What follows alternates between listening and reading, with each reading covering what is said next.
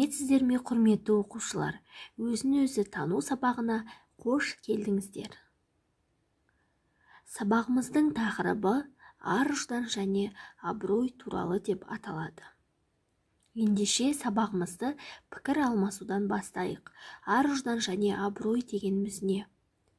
Ұждан адамның өз мінез құлқын бақылау, қадағалау, оған белгілі бір шек қойып, мүлтіксіз орындау қабілетін бейнелейтін әдеттану санаты. Ұждан адамның халық пен қоғам немесе жеке адамдар алдындағы іс-әрекеті, іс-қимылы үшін моральдық жауапкершілігін сезініп, саналы түрде ұғынуын, өз ойы мен іс-әрекетін адамгершілік ұжданымен бағалай білуін бейнелейді. Ар-ұждан намыс деген ұғыммен тығыз байланысты. Ар-ұждан адамның өз тәртібін өзінің қадағалауына негізделген, тұлғаның эстетикалық қарым-қатынасымен байланысты қарастырылатын мінез-құлықтық категория. Абырой ар-намыстың тазалығы және адамгершілік, еңбек, шығармашылық, тағы басқа қызмет арқылы көпшілік тарапынан сый-құрметке ие ететін адамның қадір-қасиеті. Ендеше әлемнің екінші ұстазы атанған Әбу Насыр әл-Фарабидің сөзімен сабағымызды бастайық. Ар-ұждан алдындағы адалдық өз қадір-қасиетіңе, ізгі іс-әрекетіңе байланысты. Оқушылар, дәйексөздің мағынасын қалай түсіндіңіздер? Өздеріңізге адал дос таңдай алдыңыздар ма? Осы дәйексөзден қандай ой түйдіңіздер?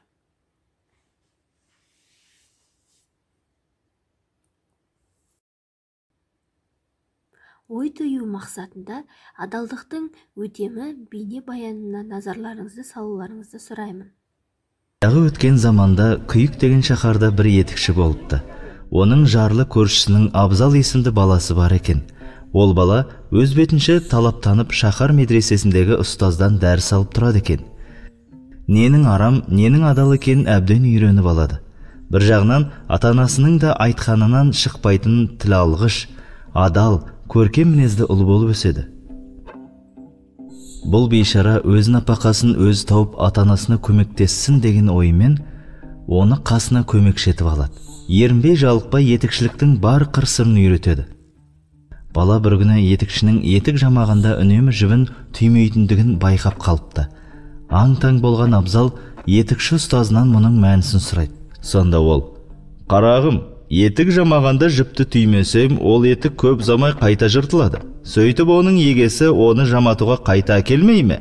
Сөйтіп маған жұмыс, бала-шағама нан табылады», депті. Сонда Абзал медреседен алған ізгілік сабақтарын есіне түсіріп үлгереді. «Ағатай, бұл күнә ғой. Адам кәсібіне адал болуы керек емес пе?» Етікші бұл сөзге аса құлақ аспай: «Адалдық адамға нан болмайды ғой», деп жауап бере салады. Бала ұстазымен одан ары сөз таластырып жатпайды. Өйткені ол үлкендердің алдында әдеп сақтау жақсы баланың қылығы екенін медреседен оқып біліп алған еді. Күндердің күнінде бала етікшілік кәсіпті ұстазынан кем білмейтін дәрежеге жеткен соң өз бетінше етік тігуге кірісіпті. Бірақ та ол етік жамағанда жіпті түйіп тігеді екен.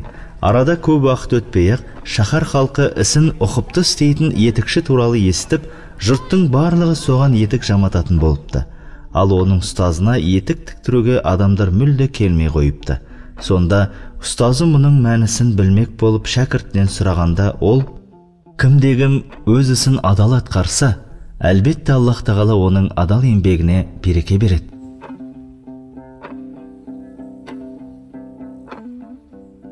Баланың еңбекте бағы жануына оның медреседе алған білімі себепші болса керек. Өйткені ондағы ғалым кім қандай іспен айналыспасын, сол істің хас шебері болуы тиіс деп жиі қайталайды екен. Жазба бойынша бірнеше сұрақтарға жауап беріп көрейік. Адал болып та еңбек етіп пайда табуға болады ма? Адалдық қасиет арқылы алғыс алған сәттерің болды ма? Адалдық пен абыройдың бірі-бірімен байланысы бар ма? Бүгінгі тақырып бойынша алған білімдерімізді бекітіп, дұрыс әрекетті іздеу жолында өз ұстанымдарымыз бен ой-пікірлерімізді қалыптастыру мақсатында шығармашылық жұмыс жасауды ұсынамын. Бірінші тапсырма. Берілген тұжырымдарды мұқият оқып, мән-мағынасын түсіндіріңіздер. Ар жазасы бар жазадан ауыр жаза. Ар ұжданым менің өмірім, екеуінің тамыры бір. Арымнан айырылсам, өмірімнің де біткені. Өмірімде ар ұжданды биік бағалағандықтан да тәуелсіз әрі қайсар жан болған шығармын. Екінші тапсырма. Төмендегі жағдаятты мұқият тыңдап, сұрақтарға жауап беріңіздер.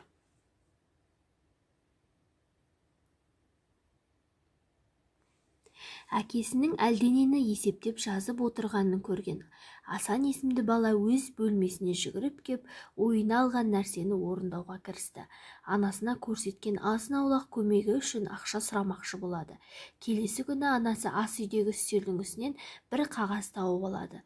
Ондағы жазу мынау екен: анасының ұлы Асанға қарызы.